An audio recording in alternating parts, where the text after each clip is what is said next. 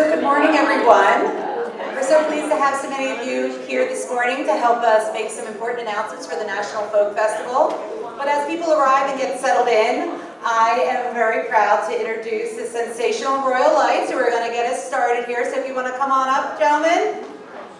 They're going to play a couple numbers for us while we have arrivals. You certainly can feel free to continue to get a slice of cake, and as the morning progresses, we'll tell you more details of the festival, but it's always nice to start off with some song. Good morning. We're glad to be here, and we're just going to do a few songs to kind of lift up the name of Jesus.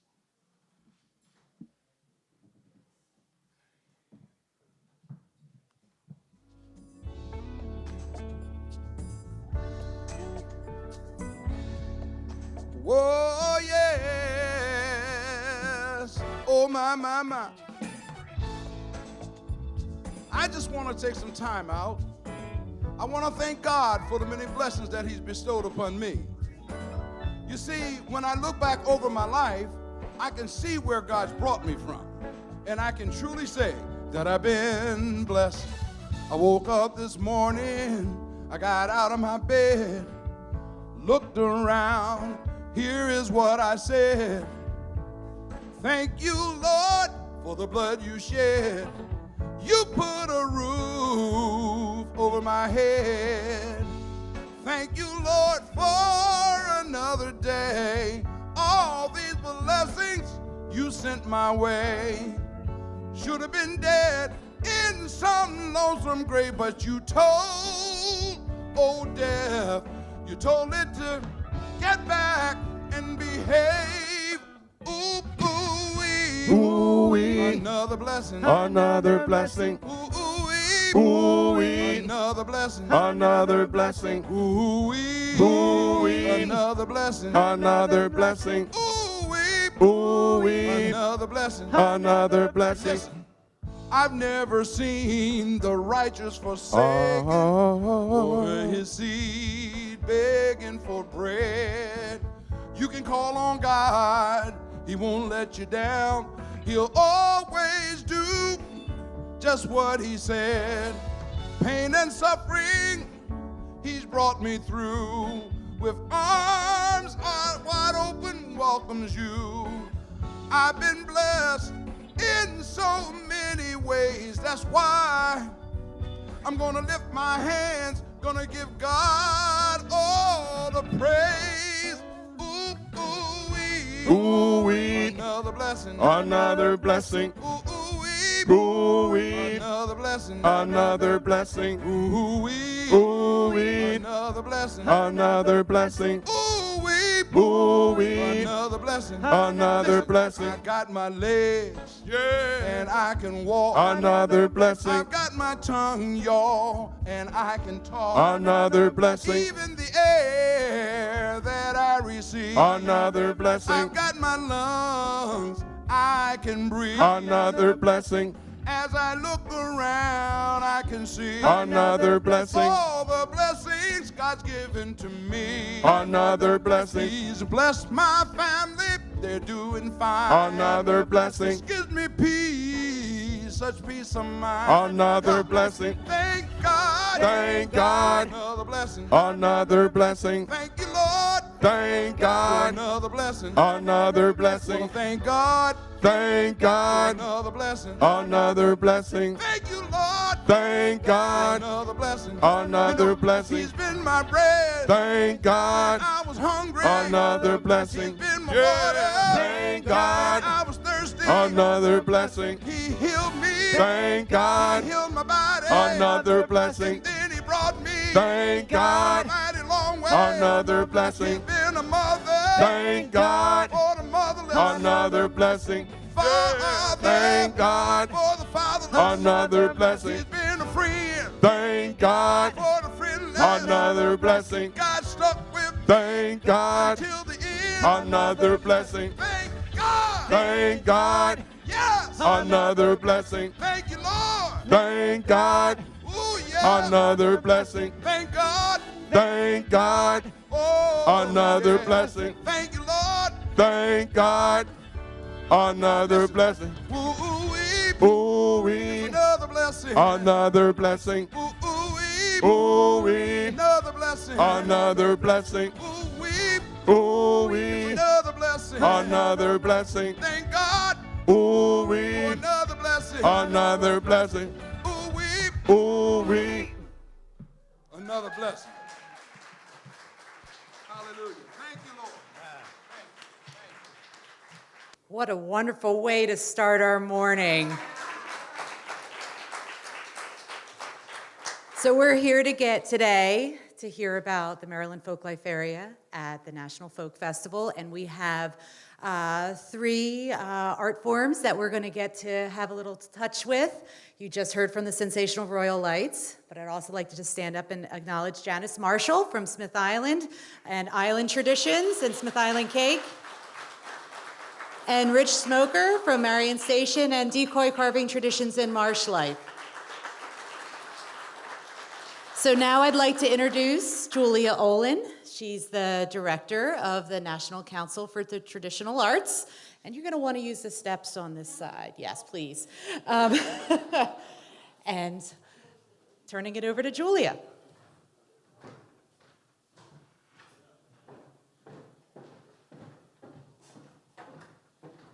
Oh, I really haven't recovered from that uplifting music. Thank you so much. Well, the artists that we have here at the press conference today are providing just a small taste of the amazing program that's been put together for the National Folk Festival to celebrate Chesapeake traditions. And of course, we knew we wanted a lot of people to come today, so we had to have cake. We thought that would get you here if nothing else did. And of course, Rich is over there making a big mess, as usual. As you know, the National Folk Festival travels around the country, and it is in 2018 in September, beginning its 3-year residency here in Salisbury, Maryland.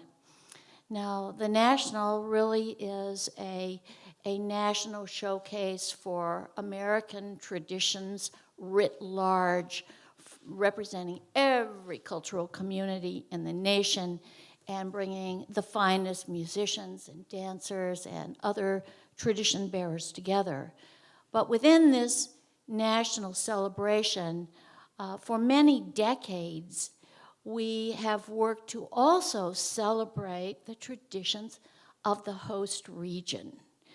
And because it's so important, when people come to visit, what do they really take away? They want to take away a memory of the unique and special people and the traditions and life ways of the place that they visited. So the National Folk Festival puts together a partnership with the people that know these local and regional traditions the very best. In this case, we are fortunate enough to be partnering with the Maryland Traditions Program of the Maryland State Arts Council. That's the State Folklife Program. And locally, also with the Ward Museum of Wildfowl Art, who is a major partner who worked very hard to get the National Folk Festival to Salisbury. Every year, the theme of the program, the Folklife program, will be different because it's a big state, from the Atlantic beaches to the Appalachian Mountains, many different regions, many different local traditions. But how could we do anything other than start with, for the first year's theme, Chesapeake traditions? Because the Eastern Shore, the Delmarva Peninsula, has been settled for so long, such deep history, such deep heritage, such a unique culture shaped by the bay and the marshlands and its agricultural traditions as well. So, we're not experts on everything, but fortunately our local partners are. And so we're not stupid. We're partnering with people who know this culture the best to put together this fabulous program that has its own area of the festival. And naturally, it's called the Maryland Traditions Folklife area, and it has its own stage as well. So it's almost a village within the festival footprint. And of course, when we were first, Salisbury had first won the competition to host the festival, we went to the Maryland State Arts Council and Maryland Traditions program, which was already been producing its own festival in Baltimore, the Maryland Traditions Folklife Festival, a one-day festival, a lovely event held at the Creative Alliance in Baltimore. And we said, gee, would you consider maybe moving your festival to Salisbury and combining with the National Folk Festival for 3 years? And happily, they said yes. So it's a wonderful partnership and a wonderful collaboration. And I should also, thank some of the sponsors of the Maryland Folklife area and stage. Sponsoring the area, we have the O'Hare Group and Selective Insurance, and sponsoring the stage, Maryland Traditions Folklife stage, is Avery Hall. And now it's my pleasure to introduce our major partner in this entire endeavor, Chad Buderbaugh, who is the director of the Maryland Traditions program at the Maryland State Arts Council. Please welcome Chad.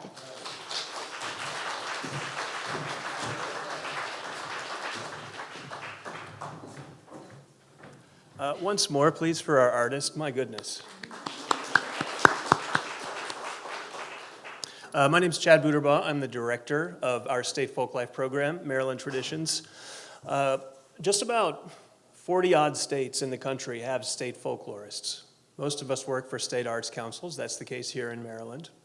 I think it's very telling that the first Maryland state folklorist, George Carey, got hired into the job in 1974 and basically made a beeline for the Lower Eastern Shore.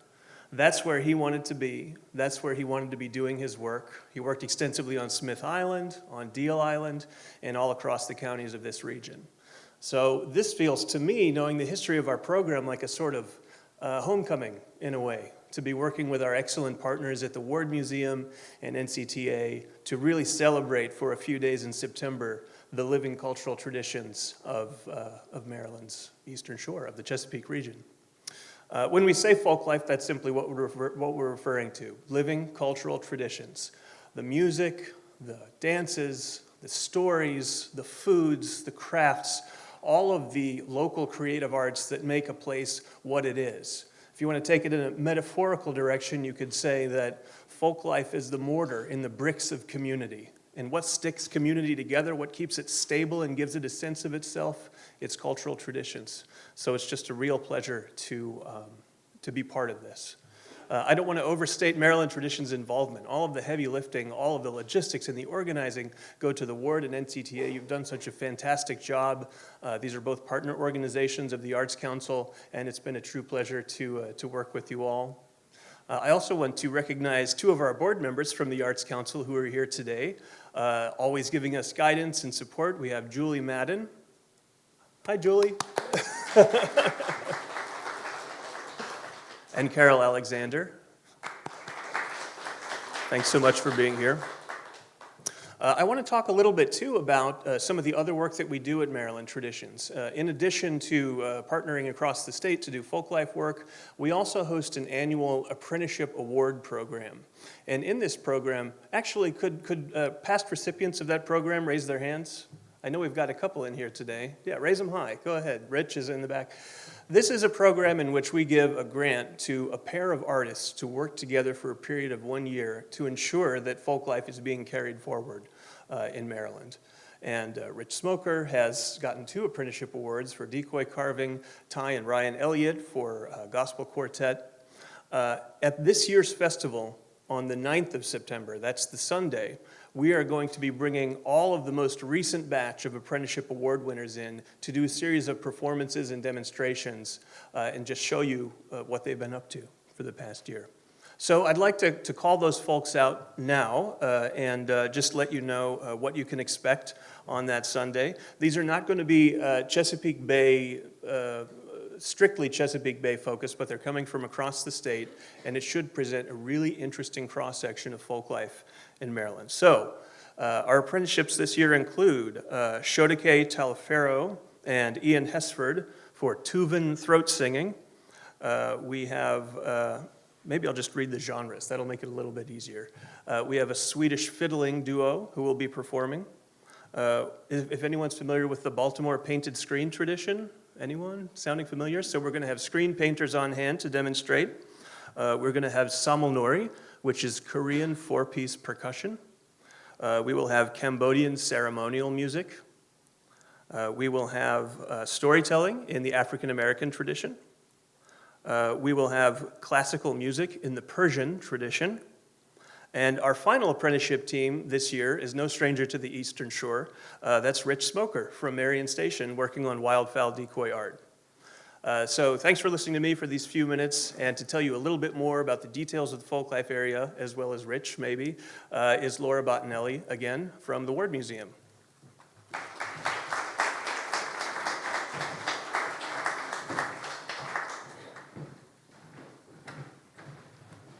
So good morning again. I want to take the opportunity. I've noticed several Ward Foundation board members coming in, and we've put a lot of elbow grease into making this event happen, so I want to acknowledge them right now. The chairman of our board, Kent Kimmel, is here. Next to him is Eli Modlin. Sitting in the seats over here is Tony Pasquarello and Sydney Tillman. And of course, Rich Smoker's on our board of directors. So I wanted to, and Clifton Griffin up back there in the back. They've been involved in different ways in helping the festival and the Folklife area come together, so I want to thank them for that. But right now, it's my opportunity to help you get a little closer to Chesapeake traditions. Julia gave a great overview of why this is the reason we should be focusing on what we're considering the traditions of the water, the traditions of the marsh, and the traditions of agriculture of the Chesapeake, and of course, the rich performing traditions that surround us. So to start, I'm going to call Janice Marshall up, if she can find her way out from behind the cake. How are we doing with the cake, by the way? Have we sliced most of it? This is our chance also. Yeah.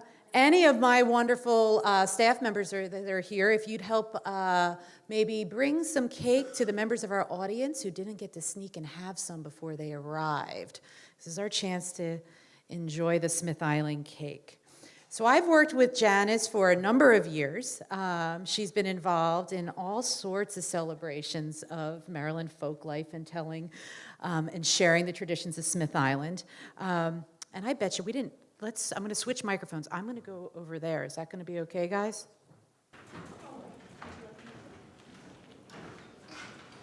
So, will we come back on? Let's give it a shot. We didn't plan for me to switch mics. So, Janice, to start, why are the culture and traditions of Smith Island so important and worth celebrating? This can tell you a little bit about you and a little bit about the island. All right. First off, thanks for letting me do this. I mean, it's a pleasure. Anytime I can share Smith Island with you. And I just try to get a few things straight. You all talk funny, so... So if I say something you all don't understand, you just raise your hand and we'll clarify that.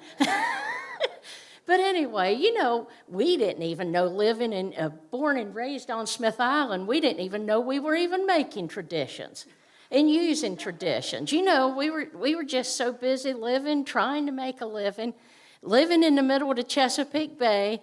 You know, when I was a little girl, to get on the mainland, Salisbury would have been as big as New York City to me. You know, I mean, just to get on the mainland was so different. And how I was born and raised and to see where it's come and the tradition of this island. And what I bought today is the Smith Island cake.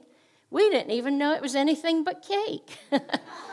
until Elaine F. She's the folklorist, she was for the state of Maryland. And we were in the process of putting a museum up on Smith Island, and we had to raise some money some way, so everybody would bring cake, to sell. And Elaine would say, "What's this, Janice?" I said, "It's cake."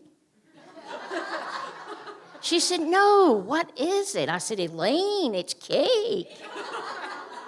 And I remember that conversation. It was just cake to us because that's how we made cakes, and we thought everybody else did too.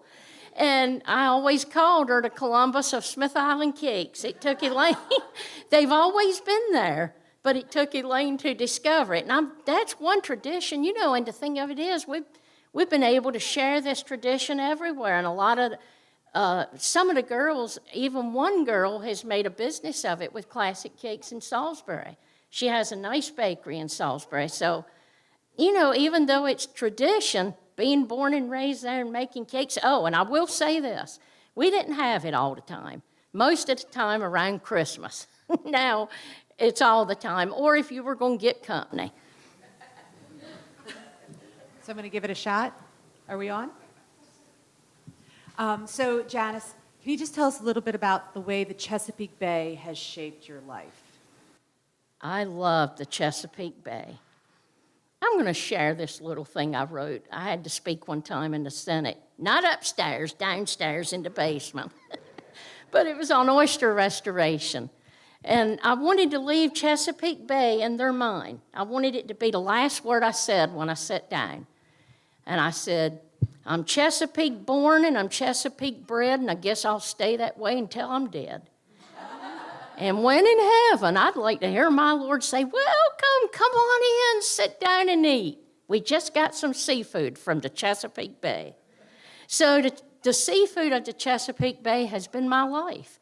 I was married to a waterman for 58 years. My brothers were watermen. My father-in-law was waterman. My daddy was a waterman. So it's the only life we ever know. And I got used to making do with what we had because it was not a paycheck coming in every week or two, believe me.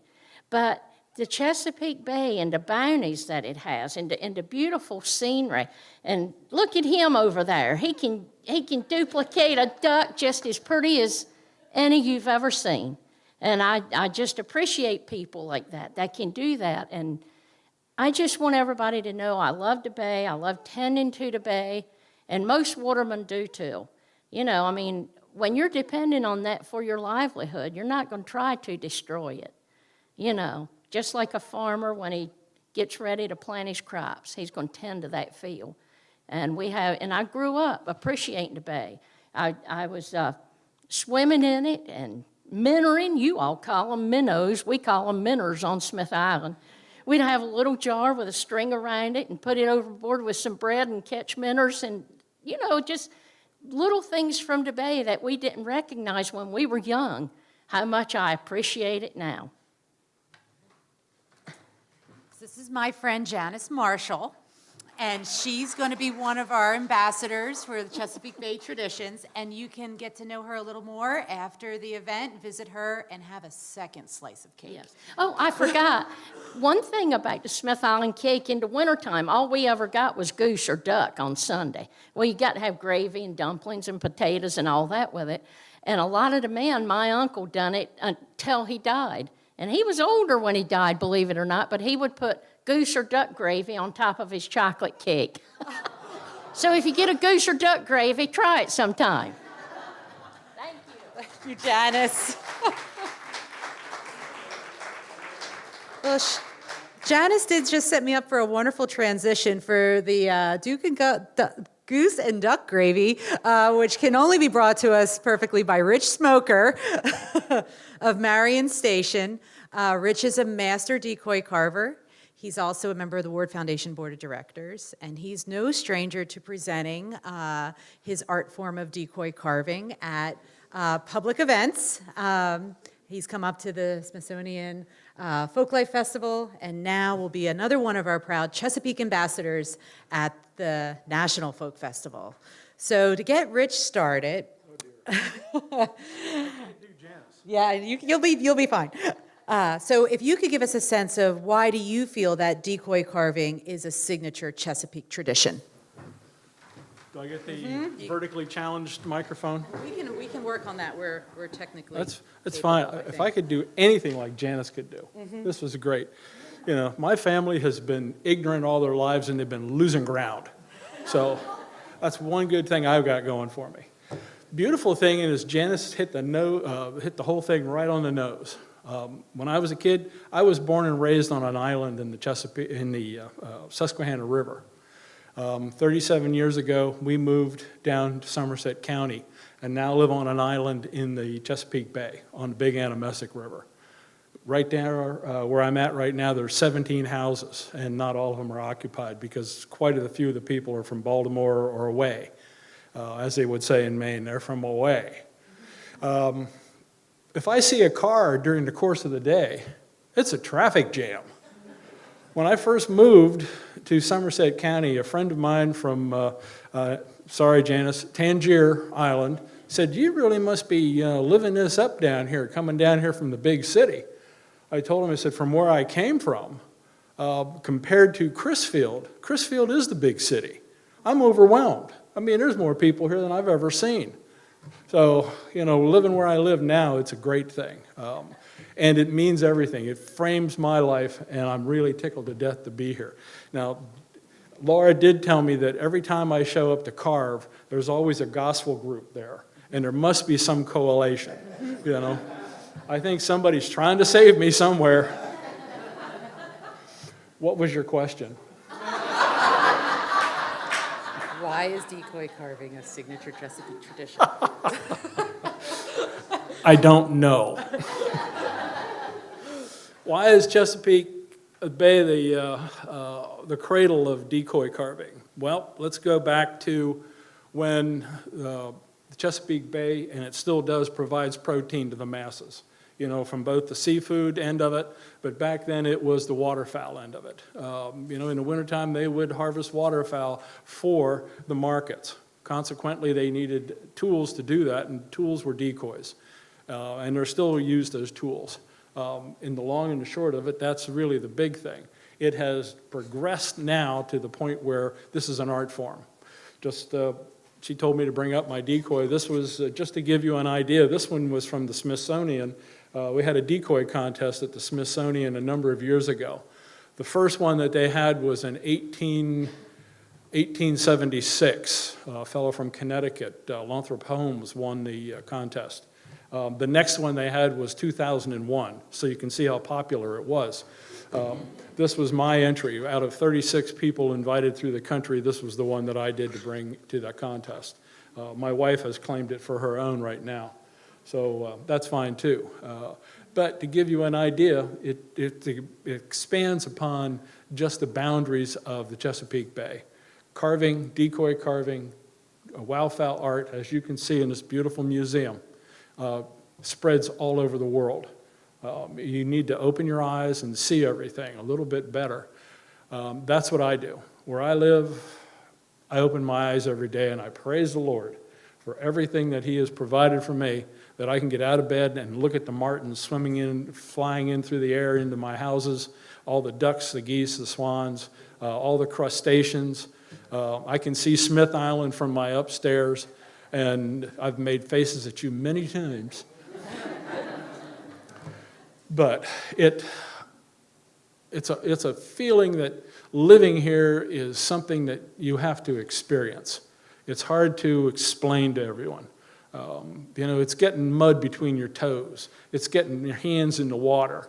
It's smelling the air on a beautiful, crisp morning. It's seeing the sunrise, seeing the sunset. It's everything involved. And for a wildfowl artist like myself, this is God's country. This is my country. And to be honest with you, I had hand surgery a little over a week ago, and this is the most I've done, carving. And you know, this inspires me to try to keep, well, I still don't have to wash dishes. My wife doesn't know that. Let's keep that our little secret. But I can actually feel as though I've been empowered to use my hand again, and I could not do that until today. So I'm tickled to death to be able to do that. Thank you. Wait, no, I got one more. So we'll stand over here so you can hold up this decoy. Just a little quick decoy 101, because some people are afraid to ask. So what is this? A duck. What kind of duck? This is a North American black duck. Its scientific name is Anis rupus. And how does this thing work? Batteries. This is actually done as 3 parts. The head is a separate part, the body is a separate part, and there's a base plate that goes inside as a separate part. Okay, they were all put together. It's hollowed out. I have a cup in the bottom of it right here, and that allows, when this flips over, the air traps in there so that it'll sit upright. Okay, the body and the head are both hollowed very thinly, and then it's all put together with West Systems, which is a marine epoxy, say that 3 times, a marine epoxy. That's one, with copper nails holding it all together. That constitutes the bird. The keel, I've made that out of a piece of African wenge, which is a very hard wood, very beautiful wood because it's got brown and black stripes all through it. If you've ever been to, what is that name of the botanical gardens up in Pennsylvania? Anyhow, they're 1 floor, and the whole building is done out of wenge, and it's beautiful. You can see it. So then what happens? We throw this in the water. Right. It's originally painted. It's painted with oil paints, so it takes a while to dry. It's put in a contest situation. It's put in upside down. It has to right itself, so it turns over and float like a real duck, and that's what it's for, to lure birds in. And it has to have a hole through the keel, so you can tie an anchor line to it, so it doesn't float away. Either that or they float over to Smith Island, and with Janice, you never see anything again. So they're anchored to the bottom with a lead weight, and this floats at rest and sits in, hopefully decoys ducks. We had Chad Booterball and the rest of Maryland's Traditions down a couple of weeks ago, and we took a bunch of my decoys out and floated them off my dock, and they had never got to do that before. And you had strings on them so they came back. Yeah, well, I also frisked Chad before he left. Yeah. So I understand that there's this wonderful museum that maybe tells you a little bit about the decoy carving history of the Mid-Atlantic, and maybe it's open today for free for anyone who's here. I've heard of that. I did, yeah. So please, you can learn more about the decoy carving tradition and Wildfowl art by visiting our galleries. It's open today as part of the event, and of course you can visit with Rich afterwards, and maybe he'll throw a duck in the pond for you, see what happens. Well, maybe I'll throw you in the pond to see what happens. Thank you, Rich.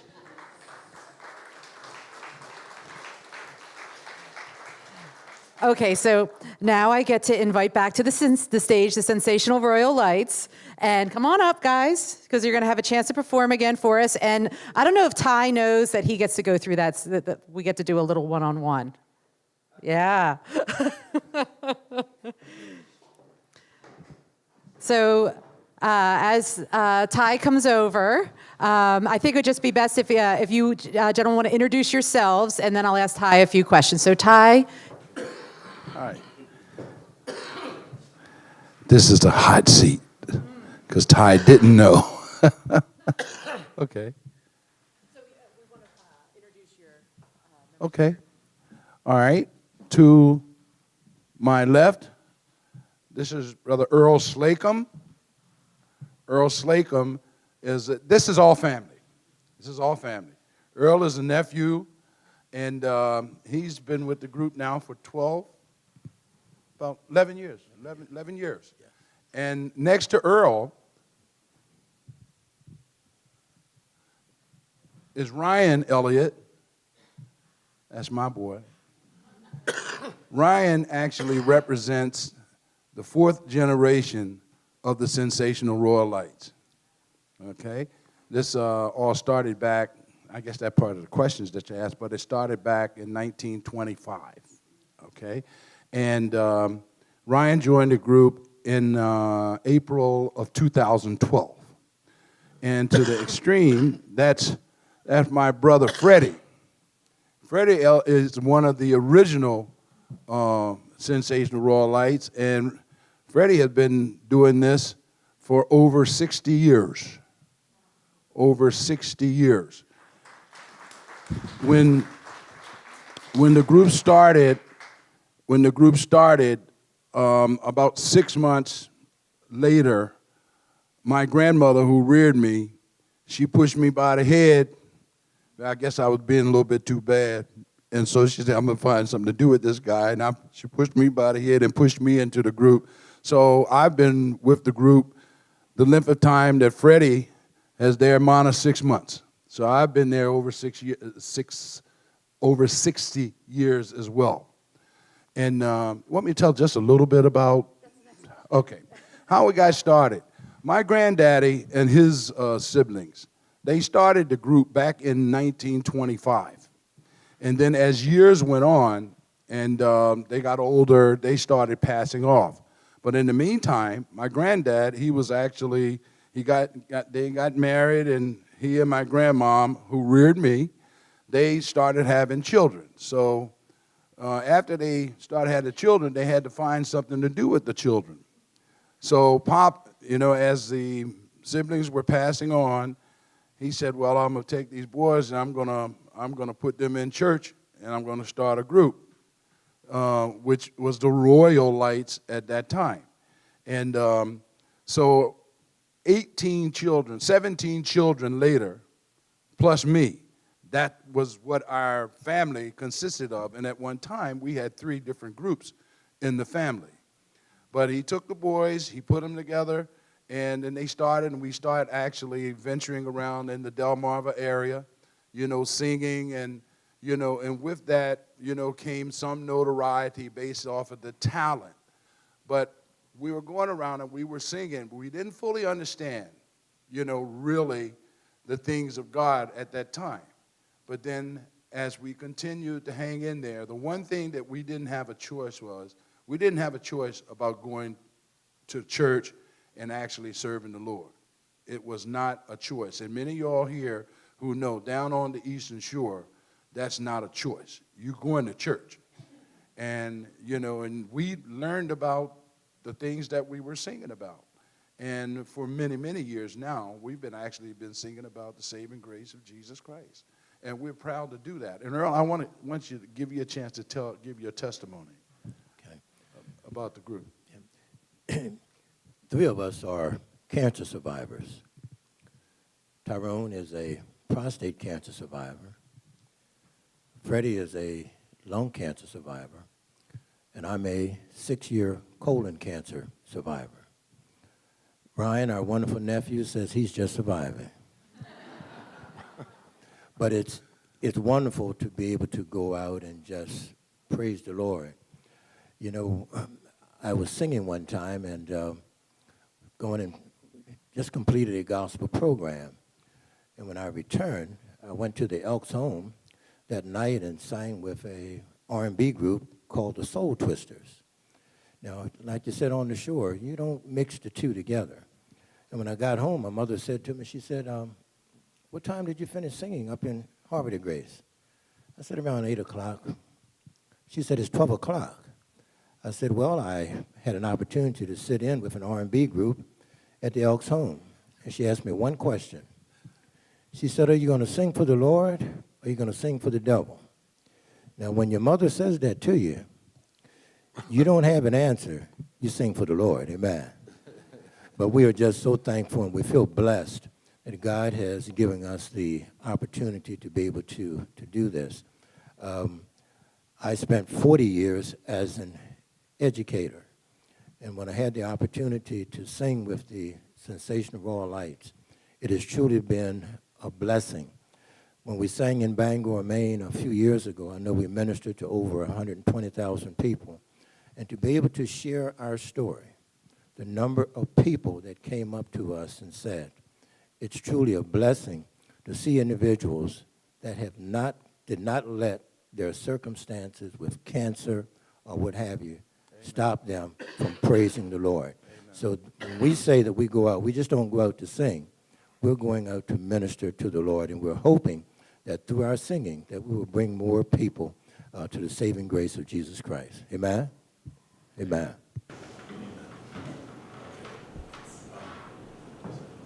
Brian, got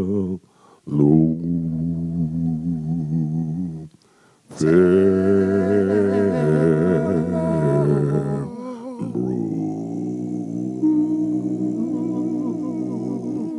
let my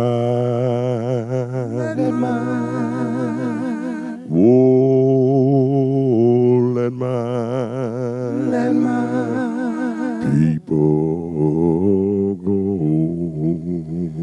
Let my people go. Well, you see, my father was the baser of the group that he had back in the day.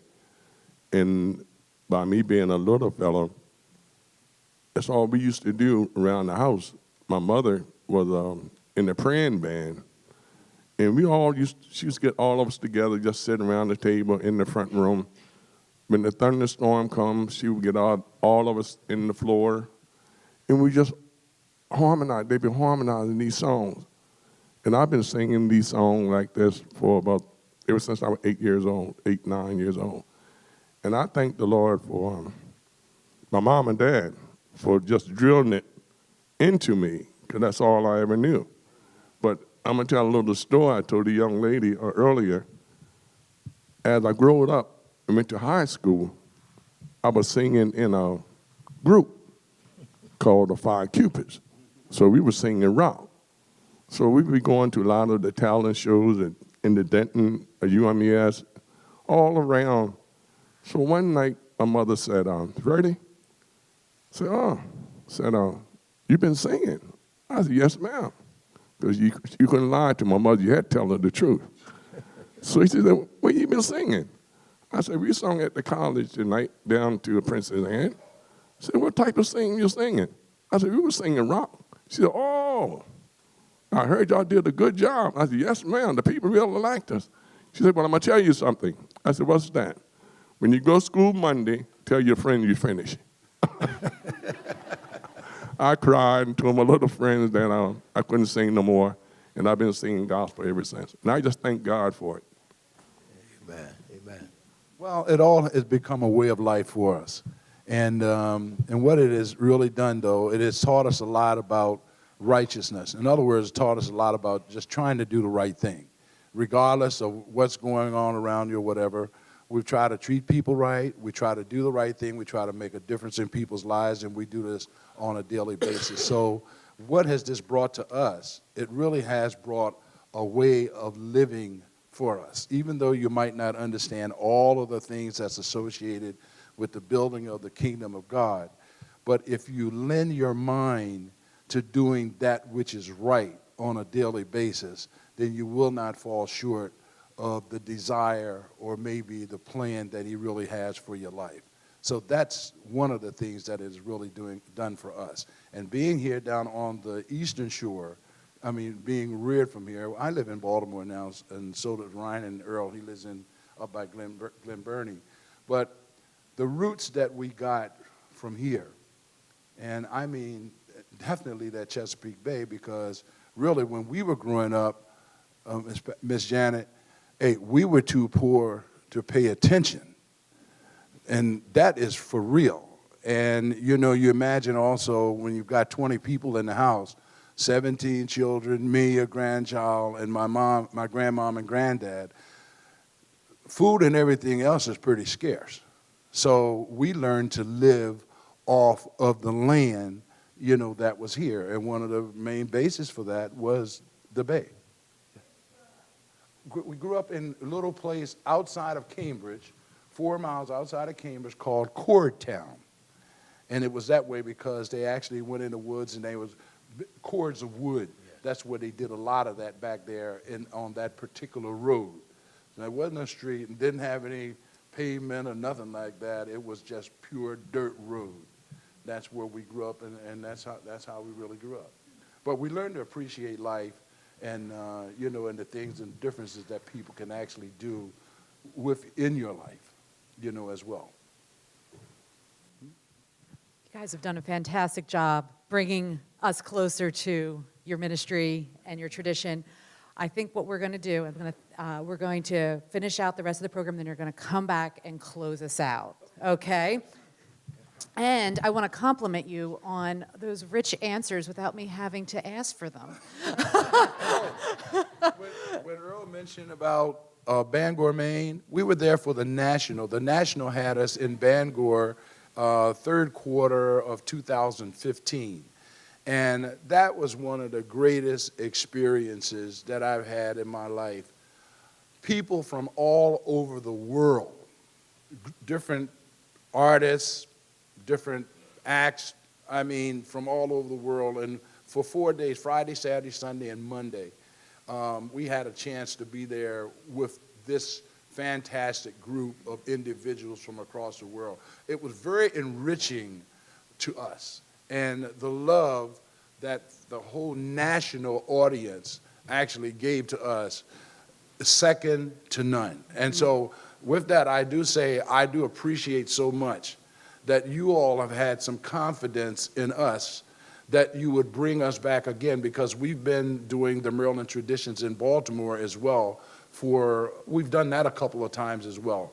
But that you all would entrust your audiences to us, that we would have a chance to come and to be able to actually minister and preach the gospel of Jesus Christ through song.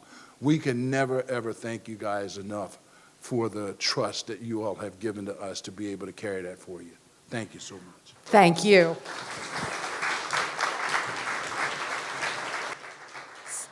So I just want to share is that as much as we enjoy the performances and the stage, it's those conversations that are able to be facilitated at the events like the National Folk Festival that really give you a glimpse into the power of tradition, the way it maintains community, the way it maintains relationships, and the way it allows us to grow as a people. And so I want to thank Sensational Royal Lights and Ty Elliott for bringing us a little closer to your history and tradition.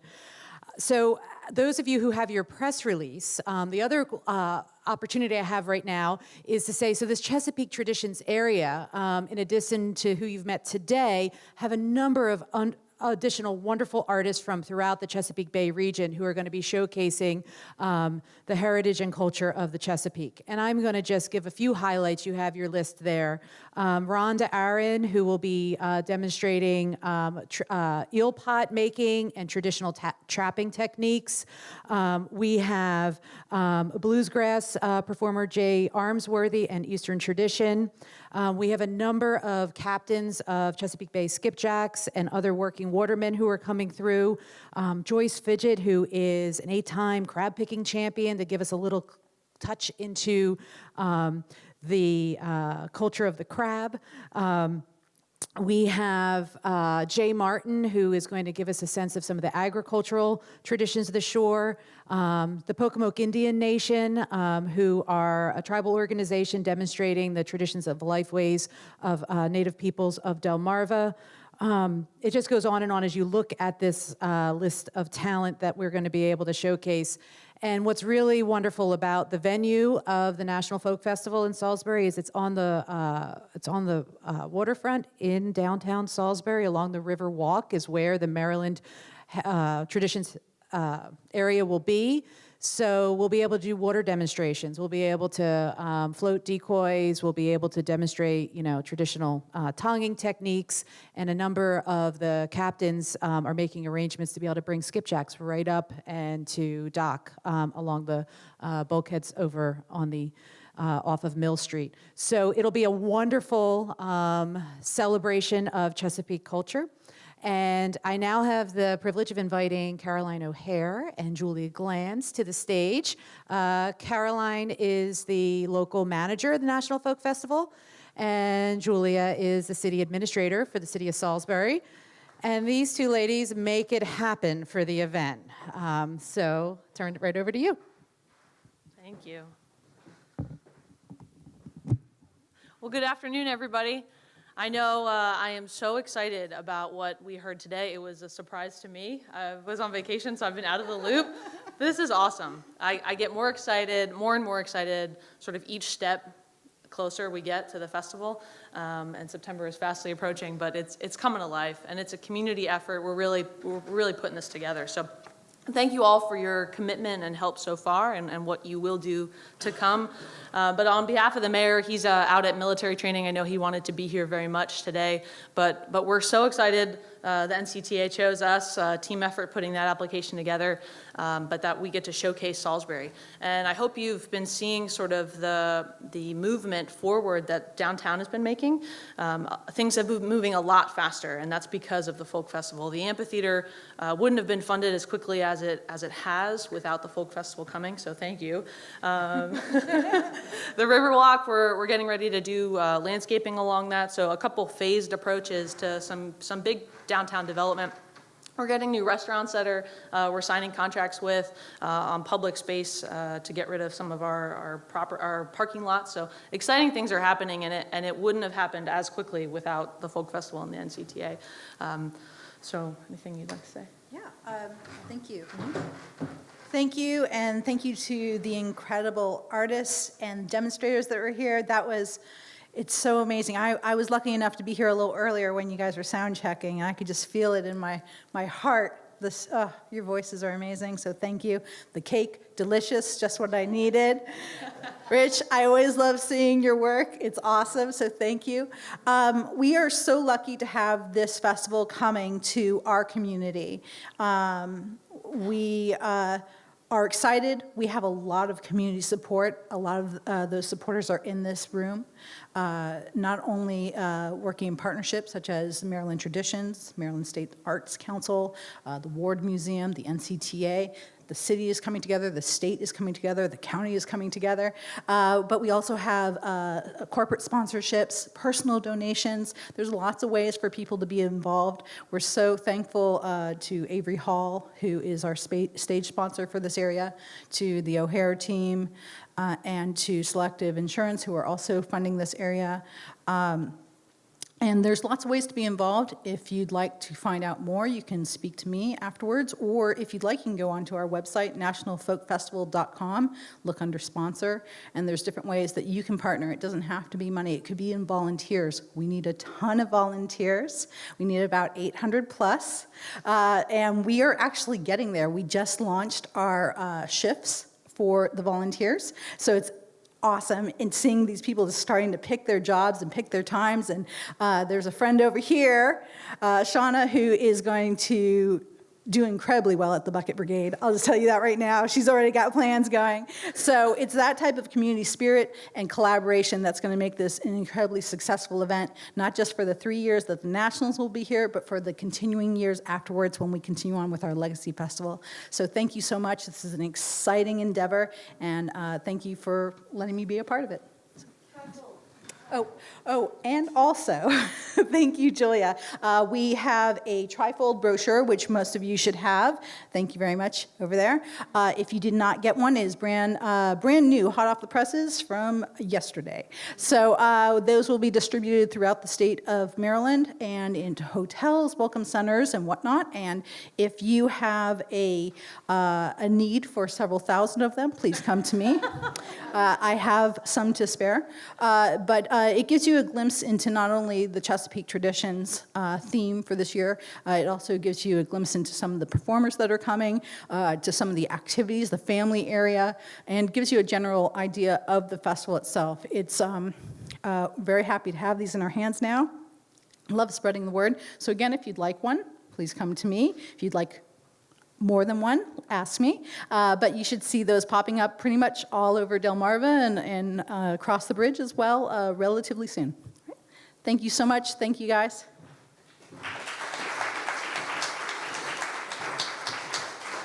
All right, so I have at least one little extra. If I want to introduce you to the two members of the Ward Museum staff who did a lot of the heavy lifting to help curate the Maryland Folklife area. Jackson Medell, who is our curator and folklorist. Pop your head in and give a wave. And Brittany Andrew, who is here. She right there behind the... Well, you'll get to meet Brittany out there. So as you're asking questions about the artists who are involved, Jackson and Brittany have been very close to all those arrangements. But right now I would like to invite the Sensational Royal Lights to come back up so that way we can close out the event. I think we hit all the high points. And so come on up, gentlemen, and you can share and leave us feeling spiritually enriched and celebrating the Chesapeake and the art forms of America. Thank you.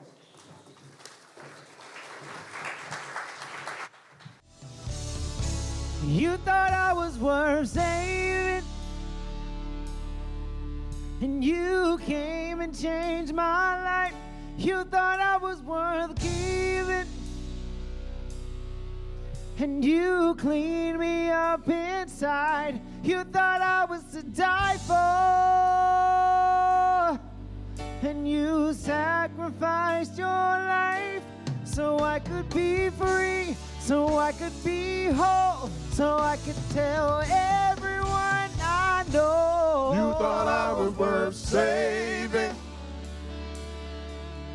You came and changed my life. You thought I was worth keeping. You cleaned me up inside. You thought I was to die for. You sacrificed your life so I could be free, so I could be whole, so I could tell everyone I know. You thought I was worth saving, and you came and changed my life. You thought I was worth keeping. You thought I was worth keeping long. You cleaned me up inside. You thought I was to die for. You sacrificed your life so I could be free, so I could be whole, so I could tell everyone I know. Hallelujah.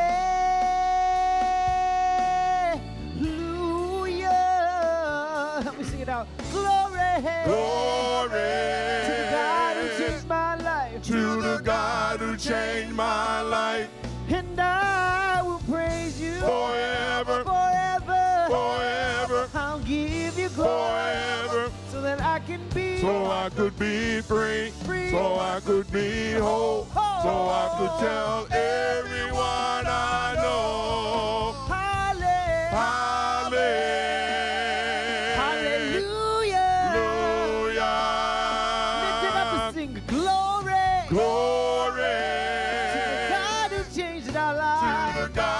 Changed my life, and I will praise you forever, forever, forever, and ever, forever, oh forever, forever. Oh, Lord, I love forever, you. I think no one forever, forever, so that I can be, so I could be free, so I could be whole, so I could tell everyone I know. You thought I was worth saving. You came and changed my life. You thought I was worth keeping. And you cleaned me up inside. You thought I was to die for. Oh, Lord, Lord. You thought I was to die for. Oh. You thought I was to die for, and you sacrificed your life so I could be free.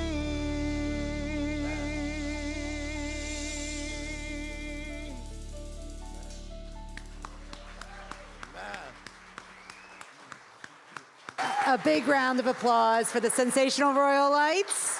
And again, thank you to Janice Marshall and Rich Smoker. You can spend some time visiting with our artists. And thank you for coming out here on this beautiful afternoon. And remember, the galleries are open if you want to take a peek inside. Thank you again.